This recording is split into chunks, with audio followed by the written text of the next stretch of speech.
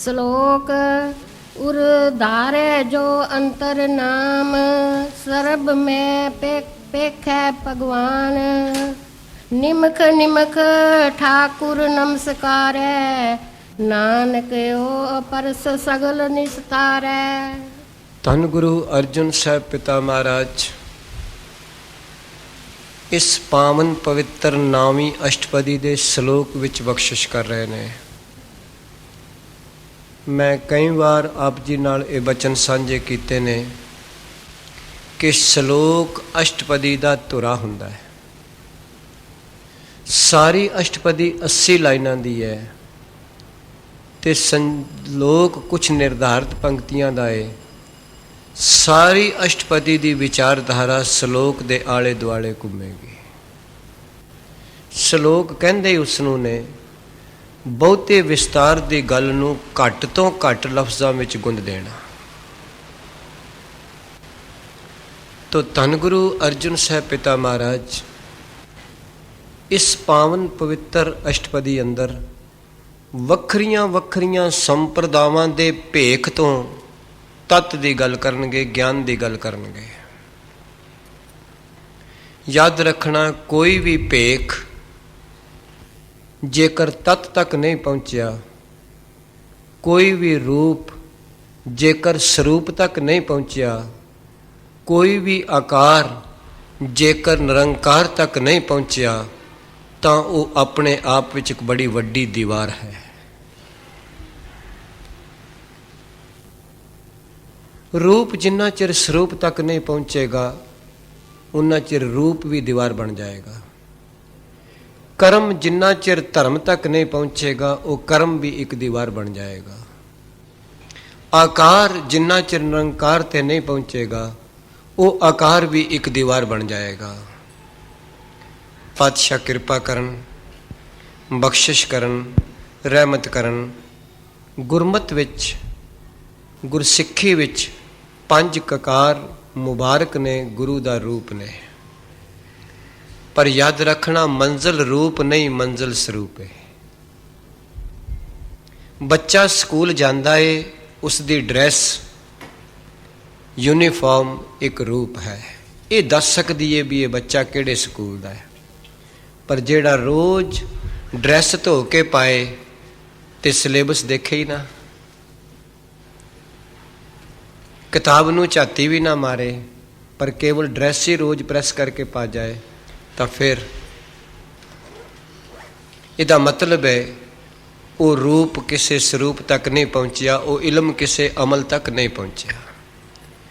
आओ सतगुरु गुरु अर्जन साहब पिता महाराज संसार दे वखरे वखरे धार्मिक भेखां दा जिक्र करन लगे ने ते गुरु साहब इहदे विचों तत्त दी बख्शिश मेरी तुहाडी झोली विच पाणगे। ते महाराज ने पहले ही बचन विच ये बख्शिश कीती उर धार है। उर कहंदे ने हिरदे नूं। मैं बेनती करांगा संसारी भोजन बंदा रोटियां नूं सिर ते रख के बैठा रहे ते कहे मेरी भुख मिट जाए, नहीं मिट सकती। रोटियां दा डब्बा टिफन अपने सिर ते रख लवे जां रोटियां किसे असी लोग ते पहला पौना ही कहंदे हुंदे सां, किसे कपड़े विच बन के सिर ते रखी रखे ते 2-4 घंटे बाद कह देवे मेरी भुख हट गई है, नहीं हट सकती। इहदा मतलब है भोजन की जिहड़ी असल जगह है भुख मिटान की वो पेट है। जिन्ना चिर भोजन पेट विच नहीं उतरदा शरीरक भुख नहीं हट सकती। भावें उसनूं हथ ते रखी रखो, भावें सिर ते रख लो, भावें पैरां ते रख लो, भावें जिथे मर्जी भोजन नूं रख लो, जिन्ना चिर पेट विच नहीं जाएगा उन्ना चिर शरीरक भुख नहीं उतरेगी। मैं हथ जोड़ के बेनती करदा जिन्ना चिर परमेश्वर दा नाम हिरदे विच नहीं उतरेगा उन्ना चिर वासनावां तृष्णा रूपी भुख नहीं हटेगी। जिन्ना मर्जी पढ़ लै कोई, जिन्ना मर्जी कोई सुन लवे, जिन्ने मर्जी धार्मिक कर्मकांड कर लवे, जिन्ना चिर उर मैंने हिरदा धारा मैंने धारण करना, ਹਿਰਦੇ ਵਿੱਚ ਜਦੋਂ ਧਾਰਨ ਕਰ ਲਏਗਾ, ਜਦੋਂ ਹਿਰਦੇ ਵਿੱਚ ਉਤਰ ਜਾਏਗਾ, ਪਰਪੱਕ ਹੋ ਜਾਏਗਾ ਨਾਮ। ਹੁਣ ਤੁਸੀਂ ਧਿਆਨ ਨਾਲ ਜੇਕਰ ਵੇਖੋਗੇ ਤੇ ਸਤਿਗੁਰਾਂ ਨੇ ਬਖਸ਼ਿਸ਼ ਕੀਤੀ ਹੈ ਤੇ ਨਾਮ ਦੇ ਮਾਂ ਅਕਸ਼ਰ ਥੱਲੇ ਔਂਕੜ ਲਾਇਆ ਹੈ। ਉਰ ਧਾਰੈ ਜੋ ਅੰਤਰ ਨਾਮ। ਜੋ ਮੈਨੇ ਜਿਹੜਾ ਮਨੁੱਖ, ਭਾਵੇਂ ਉਹ ਕੋਈ ਵੀ ਹੋਏ, ਮੈਂ ਬੇਨਤੀ ਕਰਦਾ, ਕਣਕ ਨੇ ਕਦੀ ਵਿਤਕਰਾ ਨਹੀਂ ਕੀਤਾ ਅੱਜ ਤੱਕ। ਕਦੀ ਕਣਕ ਨੇ ਨਹੀਂ ਆਖਿਆ ਵੀ ਮੈਨੂੰ ਸਿੱਖ ਖਾਏਗਾ ਤੇ ਮੈਂ ਉਹਦੀ ਭੁੱਖ ਲਾਵਾਂਗੀ, ਜੇਕਰ ਕੋਈ ਅੰਗਰੇਜ਼ ਖਾਏਗਾ ਤੇ ਨਹੀਂ ਲਾਵਾਂਗੀ। ਕਣਕ ਨੇ ਕਦੀ ਵਿਤਕਰਾ ਨਹੀਂ ਕੀਤਾ ਕਿ ਮੈਨੂੰ ਕੋਈ ਬ੍ਰਾਹਮਣ ਖਾਏਗਾ ਤੇ ਉਸ ਦੀ ਭੁੱਖ ਮਿਟਾਵਾਂਗੀ, ਸ਼ੂਦਰ ਖਾਏਗਾ ਤੇ ਨਹੀਂ ਮਿਟਾਵਾਂਗੀ। ਬਿਲਕੁਲ ਇਹੀ ਗੱਲ ਨਾਮ ਦੀ ਹੈ। ਜਿਸ ਤਰ੍ਹਾਂ ਕਣਕ ਤੇ ਸਭ ਦਾ ਹੱਕ ਹੈ, ਸਾਰਿਆਂ ਦੀ ਭੁੱਖ ਮਿਟਾਉਂਦੀ ਹੈ, ਸਭ ਦੀ ਭੁੱਖ ਮਿਟਾਉਂਦੀ ਹੈ ਕਣਕ। ਜਿਹੜੇ ਲੋਕ ਜਾਣਦੇ ਵੀ ਨਹੀਂ ਕਣਕ ਦੇ ਕਰੈਕਟਰ ਨੂੰ, ਕਿ ਕਣਕ ਦਰਖਤਾਂ ਨੂੰ ਲੱਗਦੀ ਹੈ ਕਿ ਕਿਤੇ ਵੱਲਾਂ ਨਾਲ ਲੱਗਦੀ ਹੈ ਕਿ ਜ਼ਮੀਨ ਦੇ ਥੱਲੇ ਪੈਦਾ ਹੁੰਦੀ ਹੈ, ਮਾਫ਼ ਕਰਨਾ ਨਾਸ਼ਤਾ ਉਹ ਵੀ ਮੰਗਦੇ ਨੇ।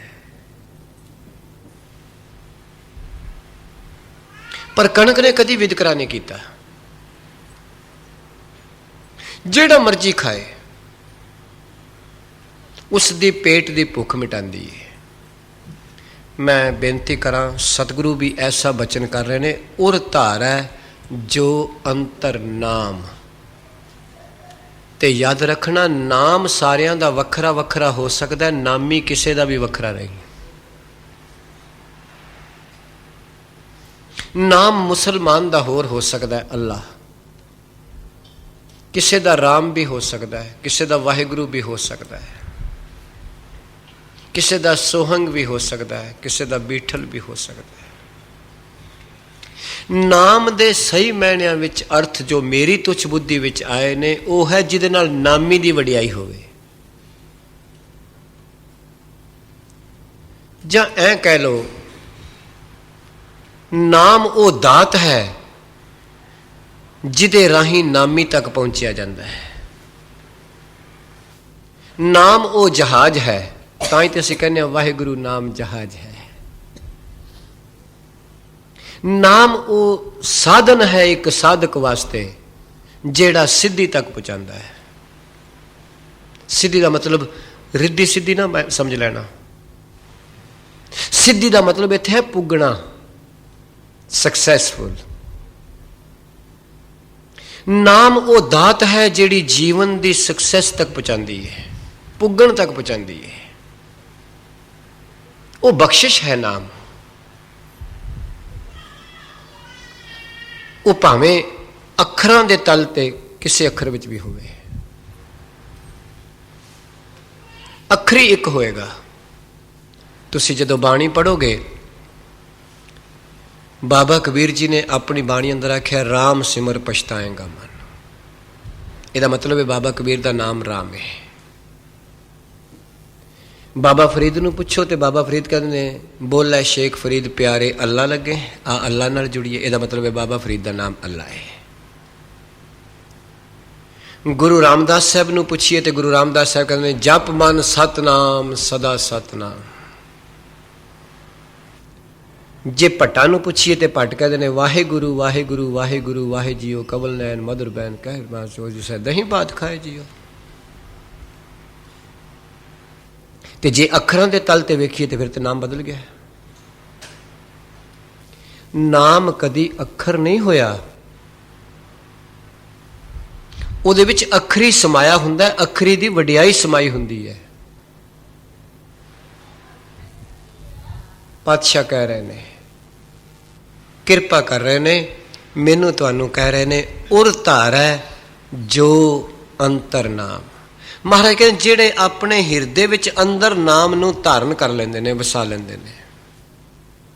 ਨਾਮ ਦਾ ਮਤਲਬ ਇੱਥੇ ਫਿਰ ਹੋ ਜਾਏਗਾ ਨਾਮੀ ਦੀ ਵਡਿਆਈ। ਜਿਨ੍ਹਾਂ ਦੇ ਮੂੰਹ ਤੋਂ ਪਰਮੇਸ਼ਰ ਦੀ ਸਿਫਤ ਸਲਾਹ ਤੋਂ ਬਗੈਰ ਹੋਰ ਕੋਈ ਗੱਲ ਨਹੀਂ ਨਿਕਲਦੀ, ਉਹ ਹੈ ਉਰ ਧਾਰੈ ਜੋ ਅੰਤਰ ਨਾਮ।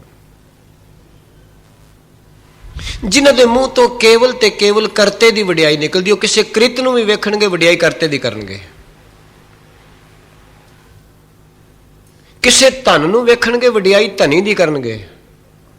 ਧਨੀ ਸਿੰਧੀ ਭਾਸ਼ਾ ਹੈ, ਮਾਲਕ ਨੂੰ ਕਹਿੰਦੇ ਨੇ, ਗੁਰੂ ਗ੍ਰੰਥ ਸਾਹਿਬ 'ਚ ਬੜੀ ਵਾਰੀ ਆਇਆ ਹੈ। ਉਹ ਵਡਿਆਈ ਧਨ ਨੂੰ ਵੇਖ ਕੇ ਧਨੀ ਦੀ ਕਰਨਗੇ, ਕ੍ਰਿਤ ਨੂੰ ਵੇਖ ਕੇ ਕਰਤੇ ਦੀ ਕਰਨਗੇ, ਰੂਪ ਨੂੰ ਵੇਖ ਕੇ ਸਰੂਪ ਦੀ ਕਰਨਗੇ। ਕਿਸੇ ਦੇ ਰੂਪ ਨੂੰ ਦੇਖਣਗੇ ਪਰ ਕਹਿਣਗੇ ਮੇਰੇ ਮਾਲਕ ਤੇਰਾ ਕਿੱਡਾ ਸੁੰਦਰ ਰੂਪ ਹੈ, ਜਿਹਦੇ ਵਿੱਚੋਂ ਰੂਪ ਲੈ ਕੇ ਇਹ ਸੁੰਦਰ ਹੈ। ਕਿਸੇ ਦੀ ਅਮੀਰੀ ਨੂੰ ਤੱਕਣਗੇ, ਮੇਰੇ ਮਾਲਕ ਤੂੰ ਕਿੱਡਾ ਵੱਡਾ ਅਮੀਰ ਹੈ, ਜਿਹਦੇ ਕੋਲੋਂ ਅਮੀਰੀ ਲੈ ਕੇ ਇਹ ਅਮੀਰ ਹੈ। ਤੂੰ ਕਿੱਡਾ ਰਾਜਿਆਂ ਦਾ ਰਾਜਾ ਹੈ, ਬਾਦਸ਼ਾਹ ਦਾ ਬਾਦਸ਼ਾਹ, ਜਿਹਦੇ ਕੋਲੋਂ ਬਾਦਸ਼ਾਹਤ ਲੈ ਕੇ ਅੱਜ ਇਹ 4 ਦਿਨਾਂ ਦਾ ਬਾਦਸ਼ਾਹ ਹੈ। ਕਿਸੇ ਵਿਦਵਾਨ ਨੂੰ ਤੱਕਣਗੇ ਤੇ ਤੇਰੀ ਕਿੱਡੀ ਮਹਾਨ ਵਿਦਵਤਾ ਹੈ, ਜਿਹਦੇ ਕੋਲੋਂ ਵਿਦਿਆ ਲੈ ਕੇ ਇਹ ਵਿਦਵਾਨ ਅਖਵਾ ਰਿਹਾ ਹੈ। ਤੂੰ ਕਿੱਡਾ ਵੱਡਾ ਗਿਆਨ ਦਾ ਸਾਗਰ ਹੈ, ਜਿਹਦੇ ਕੋਲੋਂ ਗਿਆਨ ਲੈ ਕੇ ਇਹ ਅਗਿਆਨੀ ਅਖਵਾ ਰਿਹਾ ਹੈ। ਉਹਨਾਂ ਦੀ ਦ੍ਰਿਸ਼ਟੀ ਇੱਥੇ ਪਹੁੰਚ ਜਾਏਗੀ, ਉੱਤੇ ਉੱਠ ਜਾਣਗੇ। ਤੇ ਜਦੋਂ ਇੱਥੇ ਪਹੁੰਚ ਗਈ ਉਹਨੂੰ ਕਹਿੰਦੇ ਨੇ ਸਮਤ ਦ੍ਰਿਸ਼ਟੀ। ਸਮਤ ਮੈਨੇ ਬਰਾਬਰ। क्यों निमित्त तो जो उठ गए हो, कृत तो भी उठ गए, रूप तो भी उठ गए, आकार तो भी उठ गए, गिनती तो भी उठ गए, मिणती तो भी उठ गए, अकथते चले गए, अमूलते चले गए, अगमते चले गए, अपारते चले गए। तो गुरु साहब कहते हैं उर धारा जो अंतर नाम। महाराज कहते ਜਿਹੜੇ ਆਪਣੇ ਹਿਰਦੇ ਵਿੱਚ ਕੇਵਲ ਤੇ ਕੇਵਲ ਪਰਮੇਸ਼ਰ ਦੀ ਸਿਫਤੋ ਸਲਾਹ ਟਿਕਾ ਲੈਂਦੇ ਨੇ, ਉਹ ਇੱਥੇ ਪਹੁੰਚ ਜਾਂਦੇ। ਦੁਨੀਆ ਨਾ ਸਲਾਹੇ ਜੋ ਮਰ ਵੰਜਸੀ, ਲੋਕਾਂ ਨਾ ਸਲਾਹੇ ਜੋ ਮਰ ਖਾਕ ਥੀ, ਵਹਾ ਮੇਰੇ ਸਾਹਿਬਾ ਵਹਾ। ਇੱਥੇ ਪਹੁੰਚ ਗਏ। ਜਿਨ੍ਹਾਂ ਦੇ ਅੰਦਰ ਨਾਮ ਹੋਏਗਾ ਉਹ ਸਲਾਹੀ ਨਾਮੀ ਦੀ ਕਰਨਗੇ, ਸਿਰਫ ਸਲਾਹ ਨਾਮੀ ਦੀ ਕਰਨਗੇ। ਜਿਹਦੇ ਅੰਦਰ ਸੰਸਾਰ ਹੋਏਗਾ ਉਹ ਵਡਿਆਈ ਵੀ ਸੰਸਾਰ ਦੀ ਕਰੇਗਾ। ਜਿਸ ਦੇ ਅੰਦਰ ਨਾਮ ਵਸਿਆ ਹੋਏਗਾ ਨਾਮੀ ਦੀ ਵਡਿਆਈ ਕਰੇਗਾ। ਜਿਸ ਦੇ ਅੰਦਰ ਨਾਮ ਨਹੀਂ ਵਸਿਆ ਹੋਏਗਾ ਉਹ ਪ੍ਰਨਾਮੀ ਦੀ ਵਡਿਆਈ ਕਰੇਗਾ। ਮਾਫ ਕਰਨਾ, ਪ੍ਰਨਾਮੀ ਕਹਿੰਦੇ ਨੇ ਜਿਹੜਾ ਨਾਸ਼ ਹੁੰਦਾ ਹੈ। ਇਹ ਪਹਿਚਾਨ ਹੈ ਵੀ ਅੰਦਰ ਨਾਮ ਵਸਦਾ ਹੈ ਕਿ ਸੰਸਾਰ ਵਸਦਾ ਹੈ। ਪ੍ਰਨਾਮੀ ਉਸ ਨੂੰ ਕਹਿੰਦੇ ਨੇ ਜਿਹੜਾ ਬਦਲਦਾ ਹੈ, ਜਿਹੜਾ ਕਾਂਸਟੈਂਟ ਨਹੀਂ। ਗੱਲਾਂ ਹੀ ਦੋ ਨੇ, ਇੱਕ ਅਵਿਨਾਸ਼ੀ ਤੇ ਇੱਕ ਨਾਸ਼ਵਾਨ। ਜਿੰਨਾ ਤੁਹਾਨੂੰ ਰੂਪ ਦਿਸਦਾ ਹੈ, ਰੰਗ ਦਿਸਦਾ ਹੈ, ਆਕਾਰ ਦਿਸਦਾ ਹੈ, ਮੈਨੂੰ ਦਿਸਦਾ ਹੈ, ਇਹ ਸਭ ਕੁਝ ਨਾਸ਼ ਹੋ ਜਾਣਾ ਇੱਕ ਦਿਨ, ਇਹ ਨਹੀਂ ਰਹੇਗਾ। ਜੋ ਉਪਜਿਓ ਸੋ ਬਿਨਸ ਹੈ। ਦ੍ਰਿਸ਼ਟਮਾਨ ਹੈ ਸਗਲ ਮਿਥੇਨਾ, ਜਿਹੜਾ ਦਿਸਣ ਵਿੱਚ ਆ ਗਿਆ ਉਹ ਸਦਾ ਨਹੀਂ ਰਹੇਗਾ। ਇਹ ਗੱਲ ਪੱਕੀ ਕਰ ਲਓ ਆਪਣੇ ਹਿਰਦੇ ਵਿੱਚ, ਤੁਸੀਂ ਵੀ ਤੇ ਮੈਂ ਵੀ। ਜੋ ਦ੍ਰਿਸ਼ ਬਣ ਗਿਆ ਉਹ ਸਦਾ ਨਹੀਂ ਰਹਿ ਸਕਦਾ। ਉਹ ਗੁਰੂ ਸਾਹਿਬ ਨੇ ਬਾਣੀ ਚ ਆਖ ਦਿੱਤਾ, ਦ੍ਰਿਸ਼ਟਮਾਨ ਹੈ ਸਗਲ ਮਿਥੇਨਾ। ਜੋ ਕੁਝ ਤੈਨੂੰ ਦ੍ਰਿਸ਼ਣ ਵਿੱਚ ਆ ਗਿਆ ਉਹ ਮਿਥਿਆ ਏ, ਉਹ ਝੂਠ ਏ, ਉਹ ਤੈਨੂੰ ਦਿਸਦਾ ਸਦਾ ਨਹੀਂ ਰਹੇਗਾ। ਪਰਮਾਰਥ ਵਿੱਚ ਗੱਲਾਂ ਹੀ ਦੋ ਨੇ, ਦ੍ਰਿਸ਼ ਤੇ ਦ੍ਰਸ਼ਟਾ। ਇੱਕ ਵੇਖਣ ਵਾਲਾ ਤੇ ਇੱਕ ਦਿਸਣ ਵਾਲਾ।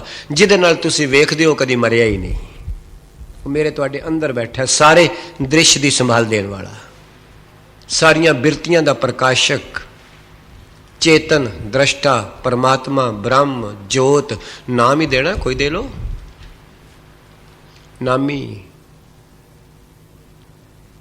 ਸਤਿਗੁਰੂ ਕਹਿੰਦੇ ਨੇ ਜਿਸ ਦੇ ਅੰਦਰ ਉਸ ਨਾਮੀ ਦੀ ਵਡਿਆਈ ਵਸ ਗਈ,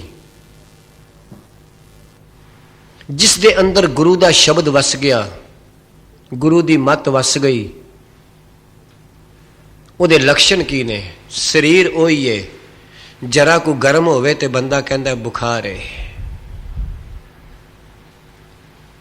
ਕੁਛ ਟੈਂਪਰੇਚਰ ਹੀ ਬੁਖਾਰ ਦੱਸਦਾ ਹੈ ਨਾ, ਸੰਕੇਤ ਕਰਦਾ ਸਰੀਰ ਨੂੰ ਬੁਖਾਰ ਏ। ਥੋੜਾ ਠੰਡਾ ਜ਼ਿਆਦਾ ਹੋ ਜਾਏ ਤੇ ਕਮਜ਼ੋਰੀ ਹੈ, ਵੀਕਨੈਸ। ਮੈਂ ਬੇਨਤੀ ਕਰਾਂ, ਸਤਿਗੁਰੂ ਕਿਰਪਾ ਕਰਦੇ ਨੇ, ਬਖਸ਼ਿਸ਼ ਕਰਦੇ ਨੇ, ਦਿਸਦੇ ਨੇ। ਹਿਰਦੇ ਵਿੱਚ ਜਦੋਂ ਨਾਮ ਹੋਏਗਾ, ਜਦੋਂ ਪੇਟ ਵਿੱਚ ਰੋਟੀ ਪੂਰੀ ਭਰ ਜਾਂਦੀ ਹੈ, ਭੁੱਖ ਨਹੀਂ ਰਹਿੰਦੀ, ਭਾਵੇਂ ਕੋਈ ਕਹੇ ਕੁਛ ਕਹਿ ਕੇ ਨਾ, ਬਸ। ਜਦੋਂ ਹਿਰਦੇ ਵਿੱਚ ਨਾਮ ਵਸ ਜਾਂਦਾ ਹੈ ਫਿਰ ਮਹਾਰਾਜ ਕਹਿੰਦੇ ਨੇ ਅੱਖਾਂ ਤੋਂ ਕੁਝ ਸਾਬਤ ਹੁੰਦਾ ਹੈ, ਦ੍ਰਿਸ਼ਟੀ ਤੋਂ ਪਤਾ ਲੱਗਦਾ ਹੈ, ਕੰਨਾਂ ਤੋਂ ਪਤਾ ਲੱਗਦਾ ਹੈ, ਜ਼ੁਬਾਨ ਤੋਂ ਪਤਾ ਲੱਗਦਾ ਹੈ, ਹੱਥਾਂ ਤੋਂ ਪਤਾ ਲੱਗਦਾ ਹੈ, ਪੈਰਾਂ ਤੋਂ ਪਤਾ ਲੱਗਦਾ ਹੈ। ਜਦੋਂ ਹਿਰਦੇ ਵਿੱਚ ਨਾਮ ਹੋਏਗਾ ਉਸ ਦੀ ਦ੍ਰਿਸ਼ਟੀ ਮੈਲੀ ਨਹੀਂ ਹੋਏਗੀ, ਉਸ ਦੇ ਕੰਨਾਂ ਵਿੱਚ ਕਿਸੇ ਦੀ ਨਿੰਦਿਆ ਦੀ ਚਾਹ ਨਹੀਂ ਹੋਏਗੀ। ਇਹ ਹਿਰਦੇ ਵਿੱਚ ਨਾਮ ਵਸਣ ਦੀ ਨਿਸ਼ਾਨੀ ਹੈ। ਕਿਸੇ ਦੀ ਨਿੰਦਿਆ ਸੁਣਨ ਦੀ ਚਾਹਨਾ ਨਹੀਂ। ਤੇ ਮੈਂ ਤੇ ਕਈ ਵਾਰੀ ਕਹਿਣਾ ਹੁੰਦਾ, ਸ਼ਾਇਦ ਕਿਉਂਕਿ ਤੁਹਾਡੇ ਨਾਲ ਬਹੁਤ ਸਮਾਂ ਹੋ ਗਿਆ ਹੁਣ ਗੁਰੂ ਦੀ ਕਿਰਪਾ ਨਾਲ, ਗੁਰੂ ਦੀ ਵਡਿਆਈ ਕਰਦਿਆਂ। ਕਈ ਵਾਰੀ ਬੰਦਾ ਗੁਰਦੁਆਰੇ ਆਉਂਦਾ, ਕਹਿੰਦਾ ਮੈਂ ਬਹੁਤ ਜਲਦੀ ਵਿੱਚ ਜਾਣਾ ਹੈ, ਗੁਰਦੁਆਰੇ ਤੋਂ ਬਾਅਦ ਕੋਈ ਮਿਲ ਜਾਂਦਾ, ਕਿਸੇ ਦੀ ਨਿੰਦਿਆ ਕਰਦਿਆਂ ਅੱਧਾ ਅੱਧਾ ਘੰਟਾ ਇੱਕੋ ਥਾਂ ਖਲੋਤਾ ਰਹਿੰਦਾ ਹੈ। ਭੁੱਲ ਗਿਆ ਜਲਦੀ, ਕਹਿੰਦਾ ਸੀ ਬਹੁਤ ਜਲਦੀ ਹੈ, ਘਰ ਬਹੁਤ ਕੰਮ ਹੈ, ਮੈਂ ਜਾਣਾ ਹੈ। ਸਤਿਗੁਰੂ ਕਹਿੰਦੇ ਨੇ ਨਿਸ਼ਾਨੀ ਹੈ, ਜੇ ਹਿਰਦੇ ਵਿੱਚ ਥੋੜਾ ਜਿਹਾ ਵੀ ਨਾਮ ਦਾ ਕਿਣਕਾ ਉਤਰ ਗਿਆ ਨਾ, ਗੁਰੂ ਦਾ ਸ਼ਬਦ ਜੇਕਰ ਹਿਰਦੇ ਵਿੱਚ ਨਿਵਾਸ ਕਰ ਗਿਆ ਨਾ, ਫਿਰ ਉਹਦੀ ਦ੍ਰਿਸ਼ਟੀ ਕੀ ਹੋਏਗੀ? ਅਗਲੀ ਪੰਕਤੀ ਵਿੱਚ ਪਾਤਸ਼ਾਹ ਬਖਸ਼ਿਸ਼ ਕਰ ਰਹੇ ਨੇ, ਸਰਬ ਮੈਂ। ਪੜੋ ਜੀ। ਸਰਬ ਮੈਂ ਪੇਖੈ ਭਗਵਾਨ। ਯਾਦ ਰੱਖਣਾ, ਇਸ ਨੂੰ ਮੈਂ ਨਹੀਂ ਪੜਨਾ, ਗਲਤ ਹੋ ਜਾਏਗਾ। ਸਰਬ ਮੈਂ, ਮੈਂ ਮੈਨੇ ਵਿਆਪਕ, ਭਰਪੂਰ, ਵਿਸਤ੍ਰਿਤ। ਮੈਂ। ਗੁਰੂ ਨਾਨਕ ਪਾਤਸ਼ਾਹ ਨੇ ਇਹ ਸ਼ਬਦ ਆਪਣੀ ਰਚਨਾ ਤੋਂ ਵੀ ਵਰਤਿਆ ਹੈ। ਅਸੀਂ ਆਮ ਤੌਰ ਤੇ ਉਸ ਨੂੰ ਵੀ ਸ਼ਾਇਦ ਠੀਕ ਤਰ੍ਹਾਂ ਨਹੀਂ ਪੜ੍ਹ ਸਕਦੇ, ਤਾਂ ਹੀ ਉਹਦਾ ਅਰਥ ਗਲਤ ਹੋ ਜਾਂਦਾ ਹੈ। ਗੁਰੂ ਨਾਨਕ ਪਾਤਸ਼ਾਹ ਨੇ ਜਦੋਂ ਵਿਆਪਕ ਪਰਮੇਸ਼ਰ ਦੀ ਆਰਤੀ ਦੀ ਗੱਲ ਕੀਤੀ, ਗੁਰੂ ਗ੍ਰੰਥ ਸਾਹਿਬ ਤੇ ਆਖਿਆ ਗਗਨ ਮੈਂ ਥਾਲ। ਜੇ ਤੁਸੀਂ ਪੜੋ ਗਗਨ ਮੈਂ ਥਾਲ, ਸਭ ਕੁਝ ਗਲਤ ਹੋ ਜਾਏਗਾ। ਜਦੋਂ ਅਸੀਂ ਪੜ੍ਹੀਏ ਗਗਨ ਮੈਂ ਥਾਲ, ਅਰਥ ਬਣੇਗਾ ਅਸਮਾਨ ਵਿੱਚ ਇੱਕ ਥਾਲ ਪਿਆ ਹੈ। ਪਰ ਜਦੋਂ ਤੁਸੀਂ ਪੜ੍ਹਿਆ ਗਗਨ ਮੈਂ ਥਾਲ, ਤਾਂ ਗੁਰੂ ਸਾਹਿਬ ਕਹਿੰਦੇ ਲੋਕ, ਦੁਨੀਆ ਦੇ ਲੋਕੋ, ਤੁਹਾਡਾ ਤੇ ਛੋਟਾ ਜਿਹਾ ਥਾਲੀ ਤੇ ਥਾਲ ਹੈ, ਮੇਰਾ ਤੇ ਐਡਾ ਵਿਆਪਕ ਅਸਮਾਨ ਥਾਲ ਹੈ। ਕਿਉਂਕਿ ਅਸਮਾਨ ਜਿੱਥੇ ਜਾਓ ਉੱਥੇ ਹੀ ਆਵੇ। ਨਿਕਲ ਗਏ ਨਾ ਪਰਛਿੰਨ ਤੋਂ, ਵਿਆਪਕ ਵਿੱਚ ਚਲੇ ਗਏ, ਭਰਪੂਰ ਵਿੱਚ ਚਲੇ ਗਏ, ਅਨੂਪ ਵਿੱਚ ਚਲੇ ਗਏ। ਗੁਰੂ ਨਾਨਕ ਪਾਤਸ਼ਾਹ ਗगन मैं थाल, आसमान एक थाल है। तो गुरु साहब कहते ने सर्ब मैं पेख है भगवान। सतगुरु कहते ने ओदी दृष्टि इस तरह की बन जाएगी, वो सारियां विच रब वेखदा फिर जिहदे अंदर नाम है। ते हुण तुसी ते मैं अपने अंदर झाती मार लईए, भावें अमृत छकियां किन्ने साल हो गए ने, कि सारियां विच रब दिस पिया?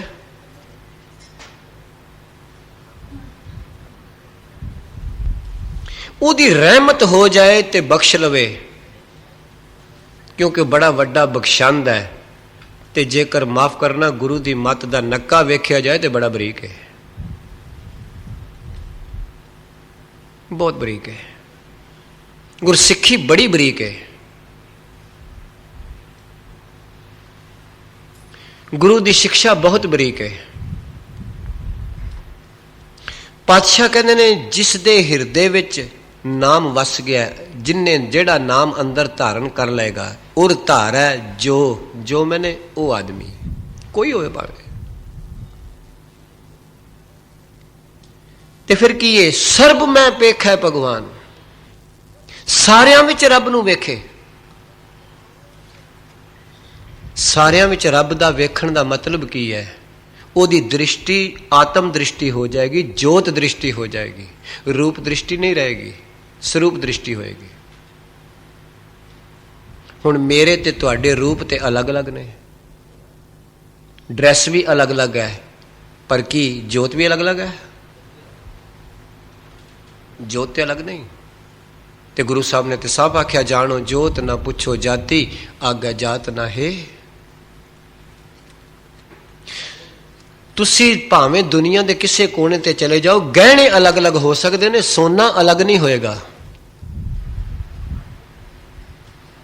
सोना कदी अलग नहीं होएगा, गहने अलग होंगे। कदी गुरु अर्जुन साहब पातशाह जी के पावन बोल पढ़ के वेखो। महाराज कहते ने अलंकार मिल थैली हुई है, ताते कनक वखानी। अलंकार कहते ने आभूषण गहणियां नूं।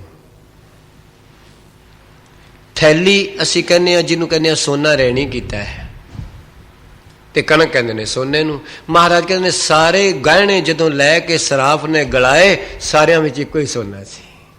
अलंकार मिल थैली हुई है, तां ते कनक वखानी। सतगुरु कहते विचों सोना दिस पिया। गहणियां करके ते वंग दा होर रूप सी, छाप दा होर रूप सी, कड़े दा होर रूप सी, कि विच सोना भी वखरा वखरा सी। जिस रूप जेड़ा रूप दिता सराफ ने, वही रूप धारण कर गया। मैं कल भी बेनती की सी स्कूल विच खलोतियां खलोतियां, मन का अपना कोई रूप नहीं, मन जड़ वस्तु है। पानी तुसी गिलास विच पाओ, पानी खड़ा हो जाता है। पानी थाली च पाओ, लेट जाता है। जिहो जिहा थाली का आकार है, वो जिहा पानी का आकार बन जाता है। गिलास विच पाओ तो गिलास वर्गा खड़ा हो जाता है, पाइप विच पाओ तो होर खड़ा हो जाता है। पानी का अपना आकार तो कोई ना होया ना। पानी कौली विच पाओ, कौली वर्गा आकार बना लेंदा है। थाली विच पाओ, थाली वर्गा बना लेंदा है। चिमचे च पाओ, चिमचे वर्गा आकार बना लेंदा है। पाइप विच पाओ, पाइप वर्गा आकार बना लेंदा है। इसदा मतलब पानी का अपना तो कोई आकार नहीं, मन का अपना तो कोई आकार नहीं। मन जड़ है। क्रोध वाला मन होए तो क्रोधी हो जाता है, काम वाला होए तो कामी हो जाता है, लोभ वाला होए तो लोभी हो जाता है, तो माफ करना जे चेतन वाला होए तो चेतन पक्षी हो जाता है। मन का अपना की आकार है। फिर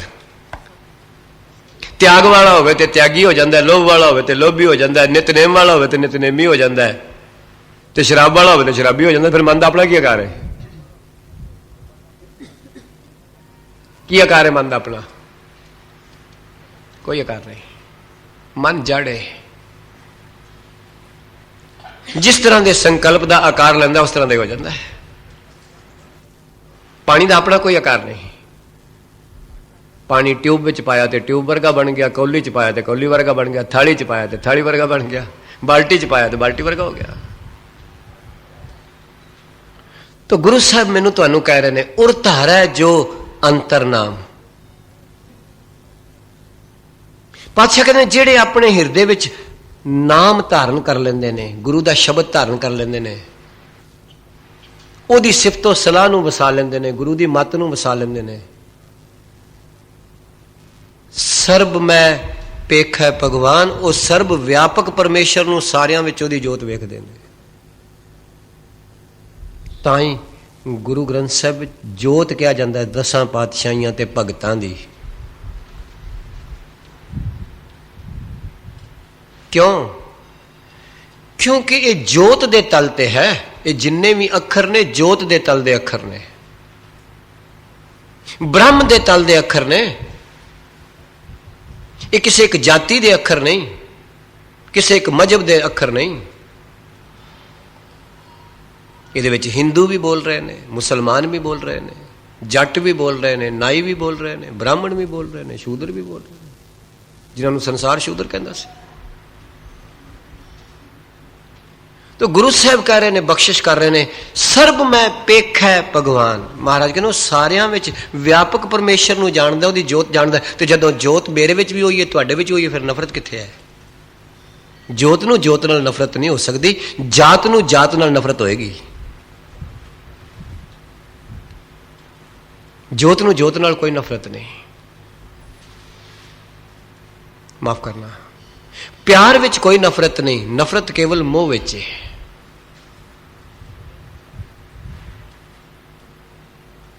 किते मोह बनता, किते टुटता, किते बनता, किते टुटता है। तो जेड़ा बदल गया वो प्यार थोड़ा ही है।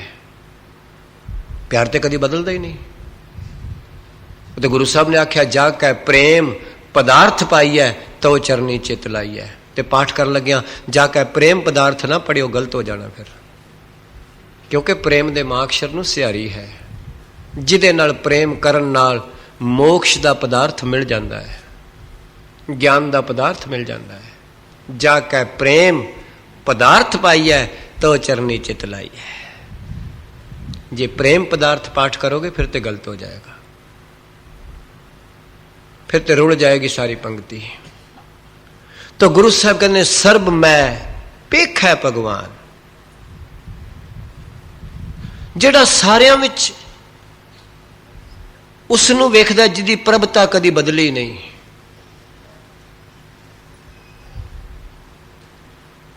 ਪਰਮੇਸ਼ਰ ਨੂੰ, ਜੋਤ ਨੂੰ ਵੇਖਦਾ ਹੈ। ਤੇ ਫਿਰ ਸਤਿਗੁਰੂ ਅਗਲੀ ਪੰਕਤੀ ਵਿੱਚ ਕਹਿੰਦੇ ਨੇ, ਫਿਰ ਕੀ ਕਰਦਾ ਹੈ? ਨਿਮਖ ਨਿਮਖ ਠਾਕੁਰ ਨਮਸਕਾਰ ਹੈ। ਪਾਤਸ਼ਾਹ ਜੀ ਕਿਰਪਾ ਕਰਦੇ ਨੇ, ਬਹੁਤ ਵਧੀਆ, ਮੈਨੂੰ ਬੜੀ ਖੁਸ਼ੀ ਹੈ। ਭੈਣ ਜੀ ਨੇ ਬੜੀ ਕਿਰਪਾ ਕਰਕੇ ਸ਼ਬਦ ਪੜਿਆ ਠਾਕੁਰ। ਅਸੀਂ ਨਹੀਂ ਤੇ ਠਾਕਰ ਹੀ ਪੜ੍ਹ ਦਿੰਦੇ ਆ। ਠਾਕਰ ਤੇ ਠਾਕੁਰ ਵਿੱਚ ਜ਼ਮੀਨ ਅਸਮਾਨ ਦਾ ਫਰਕ ਹੈ। ਠਾਕਰ ਕਹਿੰਦੇ ਨੇ ਪੱਥਰ ਨੂੰ ਤੇ ਠਾਕੁਰ ਕਹਿੰਦੇ ਨੇ ਦਾਤੇ ਨੂੰ। ਠਾਕਰ ਇੱਕ ਪੱਥਰ ਨੂੰ ਹੈ। ਪੱਥਰਾਂ ਦੀ ਪੂਜਾ ਕਰਨ ਵਾਲੇ ਕਹਿੰਦੇ ਨੇ ਮੈਂ ਠਾਕਰ ਪੂਜ ਰਿਹਾ ਹਾਂ। ਠਾਕੁਰ ਦਾਤਾ। ਸਤਿਗੁਰੂ ਕਹਿੰਦੇ ਨੇ ਜਿਹੜਾ ਜੀਵ ਨਿਮਖ ਨਿਮਖ ਠਾਕੁਰ ਨਮਸਕਾਰ ਹੈ, ਜਿਹੜਾ ਇੱਕ ਅੱਖ ਦੇ ਪਲਕ ਝਮਕਣ ਦੇ ਟਾਈਮ ਤੋਂ ਵੀ ਘੱਟ ਸਾਈਮ ਛਿਨ ਛਿਨ ਸਵਾਸ ਸਵਾਸ ਕੇਵਲ ਪਰਮੇਸ਼ਰ ਦੇ ਪ੍ਰਾਣ ਹੋ ਗਿਆ ਹੈ। ਨਮਸਕਾਰਾਂ ਦਾ ਮਤਲਬ ਇੱਥੇ ਬਾਰ-ਬਾਰ ਸਰੀਰ ਵਾਲਾ ਮੱਥਾ ਟੇਕਣਾ ਨਹੀਂ, ਸਰੀਰਕ ਤੌਰ ਤੇ ਝੁਕਣਾ ਨਹੀਂ, ਅੰਦਰੋਂ ਹਿਰਦੇ ਤੋਂ ਝੁਕ ਗਿਆ ਹੈ। ਹਿਰਦਾ ਸ਼ਰਧਾ ਨਾਲ ਭਰ ਗਿਆ, ਭਾਵਨਾ ਨਾਲ ਭਰ ਗਿਆ, ਮਨ ਵੈਰਾਗ ਨਾਲ ਭਰ ਗਿਆ, ਬੁੱਧੀ ਵਿਵੇਕ ਨਾਲ ਭਰ ਗਈ ਹੈ। ਇਹ ਹੈ ਨਮਸਕਾਰ। ਇਹ ਹਮੇਸ਼ਾ ਦੀ ਨਮਸਕਾਰ ਹੈ। ਹੋਰ ਤੁਸੀਂ ਸਾਰਾ ਦਿਨ ਮੱਥਾ ਕਿਵੇਂ ਟੇਕ ਸਕਦੇ ਹੋ ਗੁਰੂ ਗ੍ਰੰਥ ਸਾਹਿਬ ਨੂੰ? ਹੁਣ ਇੱਕ ਭੈਣ ਜੀ ਕਹਿ ਰਹੇ ਸੀ ਮੈਂ ਤਾਂ ਜਾ ਕੇ ਰੋਟੀ ਵੀ ਦੇਣੀ ਹੈ। ਇਹ ਤਾਂ ਹਾਜ਼ਰੀ ਹੈ ਮੇਰੀ ਤੁਹਾਡੀ। ਸਤਿਗੁਰੂ ਕਿਰਪਾ ਕਰਨੇ ਹਜ਼ੂਰੀ बढ़ ਜਾਏ। ਹਰ ਵੇਲੇ ਮੱਥਾ ਕਿਵੇਂ ਟੇਕਿਆ ਜਾ ਸਕਦਾ ਹੈ? ਹਰ ਵੇਲੇ ਦਾ ਨਮਸਕਾਰ ਇਹ ਹੈ ਤੇਰੇ ਮਨ ਵਿੱਚ ਵੈਰਾਗ ਹੋਵੇ, ਬੁੱਧੀ ਵਿੱਚ ਵਿਵੇਕ ਹੋਵੇ ਤੇ ਭਾਵਨਾ ਹੋਵੇ ਅੰਦਰ, ਬਸ। ਇਹ ਹਰ ਵੇਲੇ ਦਾ ਮੱਥਾ ਟੇਕਣਾ ਹੈ ਗੁਰੂ ਨੂੰ। ਇਸ ਤੋਂ ਸਿਵਾਏ ਹਜ਼ੂਰੀ ਬਣ ਹੀ ਨਹੀਂ ਸਕਦੀ। ਮੁਸ਼ਕਲ ਤੇ ਹੀ ਇਹ ਗੁਰਦੁਆਰੇ ਜਾਂਦੇ ਆ ਤੇ ਜਦੋਂ ਡਿਊਟੀ ਲੰਘ ਜਾਂਦੇ ਆ ਤੇ ਮਨ ਦੀ ਅਵਸਥਾ ਕੁਝ ਹੋਰ ਹੋ ਜਾਂਦੀ ਹੈ ਤੇ ਹਾਜ਼ਰੀ ਮੁੱਕ ਗਈ, ਹਜ਼ੂਰੀ ਬਣੀ ਨਹੀਂ ਤੇ ਨਮਸਕਾਰ ਕਾਦੀ।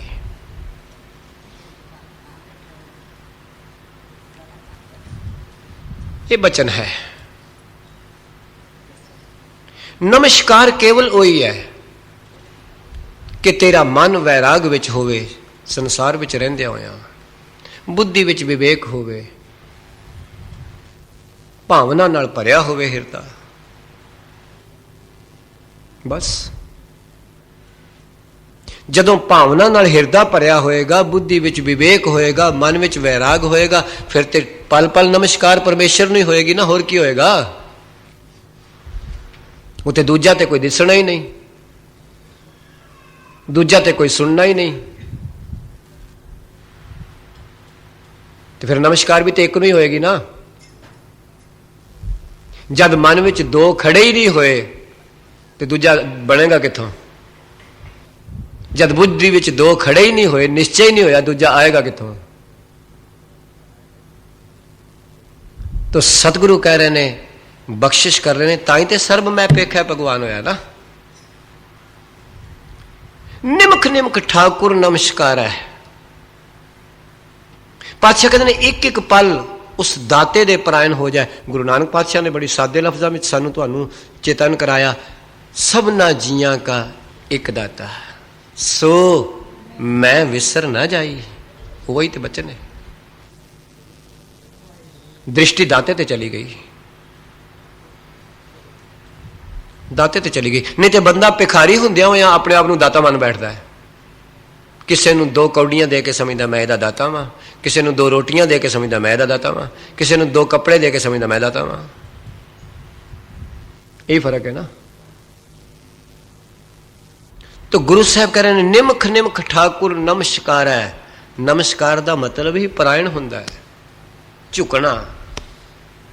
जिथे हिरदा झुक गया है, जिथे बुद्धि भी झुक गई, जिथे मन भी झुक गया, उत्थे भावें शरीर ना भी झुकिया है, पर जे शरीर झुकिया तो मन नहीं झुकिया। शरीर का मत्था तो कई साल मैनू भी टेकदियां हो गया गुरु ग्रंथ साहब नूं, पर मन टिक गया शब्द ते फिर की टिकया है? की टिकया फिर? माफ करना, शरीर टिकाया तो बड़े दिन हो गए ने, बड़े साल हो गए ने। दे मत्थे ते मत्था, दे मत्थे ते मत्था। कि मन टिक गया गुरु के शब्द ते? कि जो सतगुरु तुसी कह रहे हो, बुद्धि टिक गई इत्थे? कि जो तुसी कह रहे हो कि इत्थे असी उतर आए हैं? सतगुर की बाणी सत सत कर जानो, गुर सिखो हर करता आप मुंहों कढ़ाए। कि ये भावना है साडी गुरु ग्रंथ साहब जी के? अज सत्कारयोग भैन जी एक दास के कमरे में आए, जापान रहंदे ने। कहते हैं जदों जापान अर्थक्वेक आया सी, हाईवे हिल गई सन, टुट गई सन, पर जिस कमरे में सतगुरु गुरु ग्रंथ साहब का प्रकाश से उत्थे कुछ नहीं होया। गुरसिखा तेरी इन्नी शरधा जदों परपक होएगी बाणी ते गुरु ग्रंथ साहब ते, सतगुरु तेनू अपनी गोद विच बिठा के रखणगे हर वेले। हर वेले तेरी बिरती नू मोड़ के रखणगे संसार तो, विकारां तो, आप रख्या करनगे। तो पातशाह कह रहे ने, कृपा कर रहे ने, निमख निमख ठाकुर नमस्कार है। एक एक पल, एक एक बिरती, एक एक संकल्प उहदे प्राण हो जाए, एक एक छिन। महाराज कहते हैं फिर वो कौन बन जाएगा? नानक ओ अपरस सगल निस्तार है। देखिया, याद रखना, अपरस एक ये शब्द अपरस है, इसनू अपरस नहीं पढ़ना। पहली गल ते वे, इस शब्द का उच्चारण तुहाडी असीस नाल जो मेरी तुच्छ बुद्धि विच आया है, अपरस। अपरस पढ़ोगे सब कुछ गलत हो जाना है। अपरस शब्द आया स्पर्श तो। पुराने जमाने विच एक ऐसी संप्रदा सी, अज भी हैं वो महात्मा जेड़े कहते ने जेड़ा मेरे नाल स्पर्श कर गया बस मैं मैला हो जाऊंगा, पिट जाऊंगा। अब माइयां हुण कुछ बदल गई, वडेरियां, नहीं तो पिछले जमाने च कमियां दा परछावां आ जाए नहाउण लग पैंदियां हुण। मैं आप जी नूं बेनती करदा, कोई जमादार नहीं बेचारी लंघते जाए, अगों दी शामत आ जाएगी। धार्मिक दुनिया में भी उन्हें क्या मेरा मंदिर ही भेट दिता तू भगत नामदेव जी महाराज ने, पिट गया मंदिर साडा। मैं तुहाडे नाल शायद कई बारी गल कीती। एक बारी बनारस में मूर्ति स्थापन होनी सी, हिंदुस्तान के जगजीवन राम मिनिस्टर सन, वो आए, उन्होंने मूर्ति स्थापित की। बामणा ने मगरों ला के फिर दुध नाल धोती, आख्या मूर्ति पिट गई है, चमार दे हथ लग गए। ये पुरानी हिस्ट्री नहीं, तुसी अज भी वेखदे होगे। हुण ते मीडिया बड़ा, संसार मीडिया ने नेड़े किया है। मैं कई बार कहना होना, टीवी ने संसार बड़ा नेड़े कर दिता है पर निरंकार दूर कर देता है। टीवी ने बच्चों संसार नेड़े किया है। मैं आप जी बेनती करा, कोई शक नहीं, पर जेकर गुरु की मत नाल कोई टीवी वेखे तो फिर हरमंदर साहब किड्डी नेड़े आ गया है। नमस्कार है उस टीवी नूं, उस इंजीनियर नूं जिन्हें हरमंदर साहब नेड़े कराया है, उन्होंने नमस्कार है। उन्हां वेव्स नूं नमस्कार है जिहड़े गुरु रामदास साहब दा सुनिया लैके आउंदियां ने।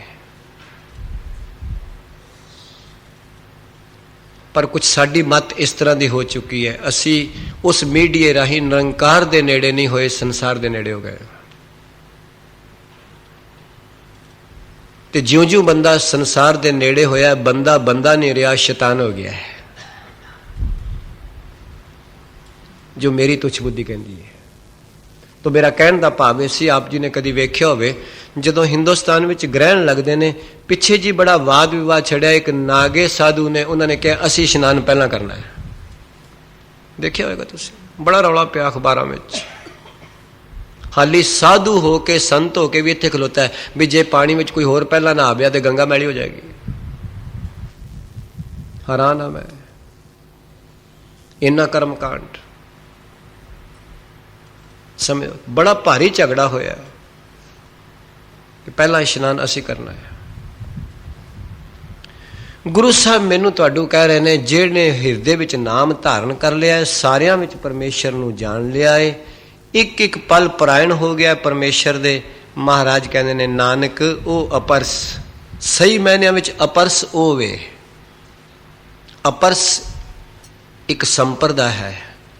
ਮਹਾਰਾਜ ਨੇ ਇਸ ਅਸ਼ਟਪਦੀ ਅੰਦਰ ਸੰਪਰਦਾਵਾਂ ਦੀ ਗੱਲ ਕਰਨੀ ਹੈ। ਮਾਫ ਕਰਨਾ, ਕਈ ਸਾਧੂ ਮਹਾਤਮਾ ਪੱਕਿਆ ਹੋਇਆ ਭੋਜਨ ਸਵੀਕਾਰ ਨਹੀਂ ਕਰਦੇ। ਕੱਚਾ ਭੋਜਨ ਲੈਣਗੇ ਤੇ ਆਪ ਪਕਾਣਗੇ। ਉਹਨੂੰ ਕਹਿੰਦੇ ਨੇ ਸਵੈਮ ਪਾਕ। ਸਵੈਮ ਮੈਨੇ ਆਪ, ਪਾਕ ਮੈਨੇ ਬਣਾਣਾ। ਉਹ ਸੰਪਰਦਾ ਸਵੈਮ ਪਾਕ ਖਵਾਉਂਦੀ। ਅਸੀਂ ਆਪਣੇ ਆਪ ਰੋਟੀ ਆਪਣੀ ਬਣਾਵਾਂਗੇ। ਮੈਂ ਕਹਿ ਦੇਵਾਂ, ਕੋਈ ਮਹਿਸੂਸ ਨਾ ਕਰਿਓ, ਐਸੀਆਂ ਸੰਪਰਦਾਵਾਂ ਨੇ ਸਿੱਖ ਜਗਤ ਵਿੱਚ ਵੀ ਐਸਾ ਹੋਣ ਲੱਗ ਚੁੱਕਾ ਹੈ, ਕਈ ਲੋਕ ਗੁਰੂ ਗ੍ਰੰਥ ਸਾਹਿਬ ਦੀ ਦੇਗ ਦਾ ਪ੍ਰਸ਼ਾਦ ਵੀ ਨਹੀਂ ਲੈਂਦੇ। ਸ਼ਾਇਦ ਆਪ ਨੂੰ ਪਤਾ ਵੀ ਹੋਏਗਾ। ਉਹ ਕਹਿੰਦੇ ਨੇ ਇਹ ਸਰਬ ਲੋਹ ਦੇ ਭਾਂਡੇ ਵਿੱਚ ਨਹੀਂ ਬਣਾਇਆ ਗਿਆ। ਇੱਕ ਆਪਣੀ ਸੰਪਰਦਾ ਦੇ ਕੱਟੜ ਨੇ। ਮੈਂ ਹੱਥ ਜੋੜ ਕੇ ਬੇਨਤੀ ਕਰਦਾ, ਸਤਿਗੁਰੂ ਕਿਰਪਾ ਕਰਨ, ਸੁੱਚ ਰੱਖਣੀ ਹੈ, ਪਵਿੱਤਰਤਾ ਰੱਖਣੀ ਹੈ, ਪਰ ਕੱਟੜਤਾ ਨਹੀਂ ਰੱਖਣੀ। ਕੱਟੜਤਾ ਵਾਲੇ ਨੂੰ ਕਦੀ ਬ੍ਰਹਮ ਗਿਆਨ ਨਹੀਂ ਹੋਇਆ ਅੱਜ ਤੱਕ, ਜਿੱਥੇ ਮਰਜੀ ਭੱਜ ਲਵੇ। ਸੁੱਚਤਾ ਰੱਖਣੀ ਹੈ, ਪਵਿੱਤਰਤਾ ਰੱਖਣੀ ਹੈ, ਪਰ ਕੱਟੜਤਾ ਗਵਾਣੀ ਹੈ। ਤਾਂ ਗੁਰੂ ਸਾਹਿਬ ਕਹਿੰਦੇ ਨੇ ਨਾਨਕ ਉਹ ਅਪਰਸ। ਗੁਰੂ ਅਰਜਨ ਸਾਹਿਬ ਕਹਿੰਦੇ ਨੇ ਮੈਂ ਅਪਰਸ ਉਹਨੂੰ ਗਿਣਨਾ ਵਾ ਜਿਹਦੇ ਤੇ ਉਤਲੇ ਗੁਣ ਆਏ ਨੇ। ਮੈਂ ਉਹਨਾਂ ਨਹੀਂ ਗਿਣਦਾ ਜਿਹੜੇ ਕਹਿੰਦੇ ਨੇ ਮੇਰੇ ਨਾਲ ਹੱਥ ਲੱਗ ਗਿਆ, ਪਿੱਟ ਗਿਆ ਵੇ। ਬ੍ਰਾਹਮਣ ਨੇ ਇਹ ਤੇ ਕਹਿ ਦਿੱਤਾ ਵੀ ਸ਼ੂਦਰ ਦਾ ਹੱਥ ਲੱਗ ਗਿਆ ਤੇ ਮੈਂ ਪਿੱਟ ਗਿਆ। ਬ੍ਰਾਹਮਣ ਨੇ ਅਦੀ ਕਦੀ ਕਿਹਾ ਵੀ ਸ਼ੂਦਰ ਜਿਸ ਹਵਾ ਚੋਂ ਸਵਾਸ ਲੈ ਰਿਹਾ, ਜੇ ਮੈਂ ਲਾਂਗਾ ਤੇ ਮੈਂ ਮਰ ਜਾਵਾਂਗਾ, ਨਾ ਲਵੇ ਫਿਰ ਉਹ ਚੋਂ। ਕਦੀ ਕਹਿ ਸਕਦਾ ਵੀ ਸੂਰਜ ਦੀਆਂ ਕਿਰਨਾਂ ਤੇਰੇ ਤੋਂ ਪਾਸ ਹੋ ਕੇ ਆ ਰਹੀਆਂ ਨੇ, ਮੈਨੂੰ ਲੱਗ ਗਈਆਂ ਨੇ, ਮੈਂ ਇਸ ਵਾਸਤੇ ਮੈਂ ਤੇ ਇਸ ਧੁੱਪ 'ਚ ਨਹੀਂ ਰਹਿੰਦਾ, ਆਪਣੀ ਧੁੱਪ ਬਣਾਵਾਂਗਾ। ਤੋ ਗੁਰੂ ਸਾਹਿਬ ਮੈਨੂੰ ਤੁਹਾਨੂੰ ਇਸ ਪਾਵਨ ਅਸ਼ਟਪਦੀ ਅੰਦਰ ਕਹਿ ਰਹੇ ਨੇ ਨਾਨਕ ਉਹ ਅਪਰਸ, ਉਹਦੇ ਹਾਹੇ ਥੱਲੇ ਜਿਹੜਾ ਔਂਕੜ ਹੈ ਇੱਕ ਵਚਨ ਪੁਲਿੰਗ ਦਾ ਪ੍ਰਤੀਕ ਹੈ। ਤਾਂ ਮਹਾਰਾਜ ਨੇ ਅਪਰਸ ਦੇ ਸੱਸੇ ਥੱਲੇ ਵੀ ਔਂਕੜ ਲਾਇਆ ਹੈ। ਜੇ ਨਾ ਲੱਗਾ ਹੁੰਦਾ ਫਿਰ ਉਹ ਬਹੁਵਚਨ ਹੋ ਜਾਂਦਾ, ਫਿਰ ਹਾਹੇ ਥੱਲੇ ਵੀ ਔਂਕੜ ਨਾ ਹੁੰਦਾ, ਫਿਰ ਪਲੂਰਲ ਹੋ ਜਾਂਦਾ। ਹੁਣ ਤੇ ਮੇਰੇ ਵਾਸਤੇ ਮੁਸ਼ਕਲ ਹੋਈ ਪਈ ਹੈ ਕਿ ਮੈਨੂੰ ਕੁਝ ਅੰਗਰੇਜ਼ੀ ਦਾ ਸਹਾਰਾ ਲੈਣਾ ਪੈਂਦਾ ਤੁਹਾਨੂੰ ਸਮਝਾਉਣ ਵਾਸਤੇ।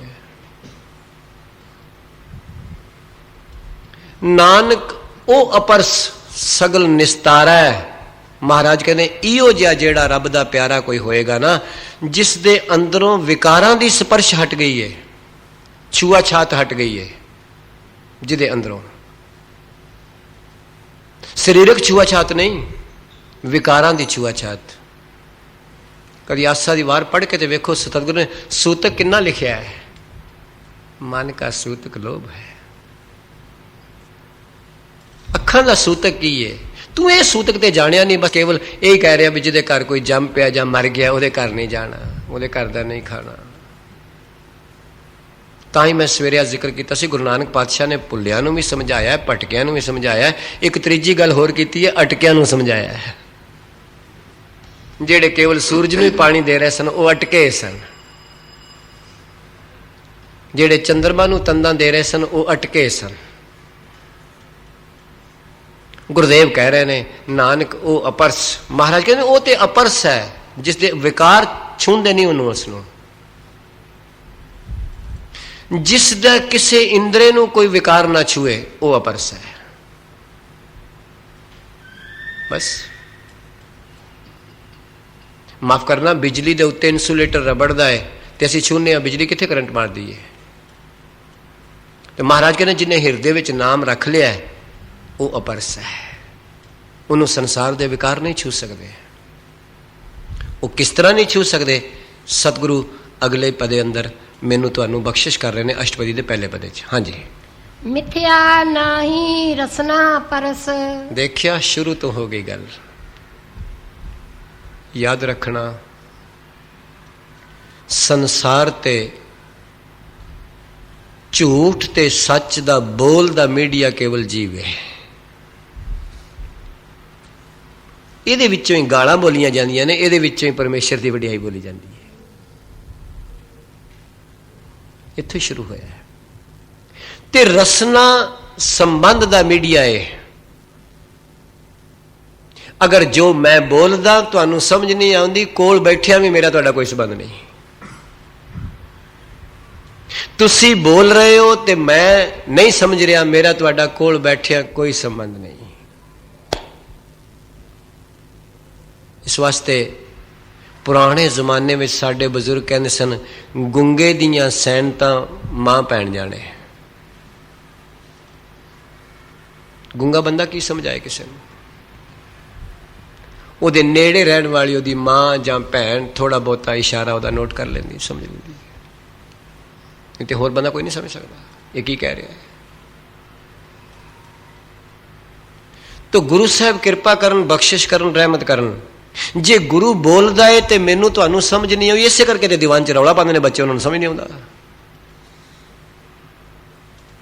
ਇਹ ਕਾਰਨ ਹੈ, ਕਿਉਂਕਿ ਸੁਣਨ ਦੇ ਗਾਹਕ ਨਹੀਂ, ਸਮਝ ਆਵੇ ਤੇ ਰੌਲਾ ਕਾਹਦਾ।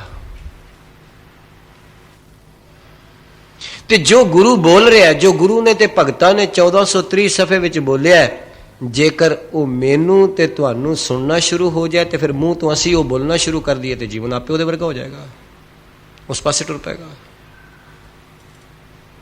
ਬੋਲ ਇੱਕ ਸਾਂਝ ਹੈ, ਸ਼ਬਦ ਸਾਂਝ ਹੈ ਸੰਸਾਰ ਦੀ, ਗੁਰ ਸ਼ਬਦ ਸਾਂਝ ਹੈ ਨਿਰੰਕਾਰ ਦੀ। ਜੇ ਸ਼ਬਦ ਦੀ ਕੋਈ ਸਾਂਝ ਨਹੀਂ, ਕੋਲ ਬੈਠੇ ਬੈਠੇ ਵੀ ਦੂਰ ਨੇ। ਤੇ ਜੇ ਗੁਰ ਸ਼ਬਦ ਦੀ ਸਾਂਝ ਨਹੀਂ ਤੇ ਸੰਗਤ ਵਿੱਚ ਆ ਕੇ, ਗੁਰਦੁਆਰੇ ਆ ਕੇ ਵੀ ਦੂਰ ਹੈ।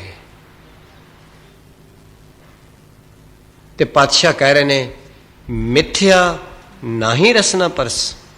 ਮਿੱਥਿਆ ਤੋਂ ਬਾਅਦ ਵਿਸ਼ਰਾਮ ਲਾ ਲੈਣਾ, ਪਾਠ ਕਰਨ ਲੱਗਿਆ। ਜੇ ਮਿੱਥਿਆ ਨਾਹੀ ਨਾਲ ਜੋੜ ਗਿਆ, ਗਲਤ ਹੋ ਜਾਏਗਾ।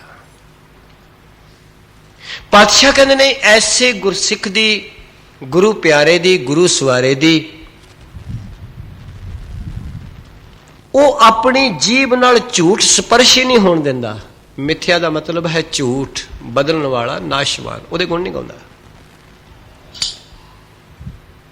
ਮਿੱਥਿਆ ਨਾਹੀ ਰਸਨਾ ਪਰਸ। ਗੁਰੂ ਸਾਹਿਬ ਕਹਿੰਦੇ ਨੇ, ਉਹ ਮਿੱਥਿਆ ਨੂੰ ਆਪਣੀ ਜੀਭ ਨਾਲ ਸਪਰਸ਼ ਦਾ ਭਾਵ, ਆਪਣੀ ਜੀਭ ਤੋਂ ਜਿਸਨੇ ਬਿਨ ਸਜਾਣਾ ਉਹਦੇ ਕਦੀ ਗੁਣ ਗਾਉਂਦਾ ਹੀ ਨਹੀਂ। ਜਿਸਨੇ ਬਦਲ ਜਾਣਾ ਉਹਦੇ ਗੁਣ ਨਹੀਂ ਗਾਏਗਾ, ਜਿਸਨੇ ਟੁਰ ਜਾਣਾ ਉਹਦੇ ਗੁਣ ਨਹੀਂ ਗਾਏਗਾ ਆਪਣੀ ਜੀਭ ਤੋਂ। ਬਸ ਇਹ ਨਿਸ਼ਾਨੀ ਹੈ, ਅਪਰਸ ਦੀ ਇਹ ਨਿਸ਼ਾਨੀ ਹੈ। ਉਹ ਗੁਣ ਗਾਏਗਾ ਜਿਹਨੇ ਸਦਾ ਰਹਿਣਾ ਹੈ। ਤਾਂ ਗੁਰੂ ਸਾਹਿਬ ਨੇ ਆਖਿਆ, ਅਬਨਾਸ਼ੀ ਜੀਵਨ ਕੋ ਦਾਤਾ, ਸਿਮਰਤ ਸਭ ਮਨ ਖੋਈ। ਗੁਣ ਨਿਧਾਨ ਭਗਤਨ ਕੋ ਬਰਤਨ, ਬਿਰਲਾ ਪਾਵੇ ਕੋਈ। ਬਚਨ ਹੈ। ਸੰਸਕ੍ਰਿਤੀ ਸ਼ਲੋਕਾਂ ਵਿੱਚ ਸਤਿਗੁਰੂ ਕਹਿੰਦੇ ਨੇ, ਜੋ ਕੁਝ ਤੈਨੂੰ ਜੜ ਚੇਤਨ ਮਾਇਆ ਦਿਸ ਰਿਹਾ ਹੈ, ਇਹ ਸਭ ਘਟੰਤ, ਸਭ ਨਾਸ਼ਵਾਨ ਹੈ। ਜਿਉਂ ਬਾਦਰ ਕੀ ਛਾਈ, ਜਿਵੇਂ ਬੱਦਲ ਦੀ ਛਾਂ ਟੁੱਟ ਜਾਂਦੀ, ਗੁਰੂ ਤੇਗ ਬਹਾਦਰ ਸਾਹਿਬ ਕਹਿੰਦੇ ਨੇ। ਤੋ ਮਹਾਰਾਜ ਪਹਿਲੀ ਪੰਕਤੀ ਵਿੱਚ ਮੈਨੂੰ ਤੁਹਾਨੂੰ ਕਹਿੰਦੇ ਨੇ, ਮਿੱਥਿਆ ਨਾਹੀ ਰਸਨਾ ਪਰਸ।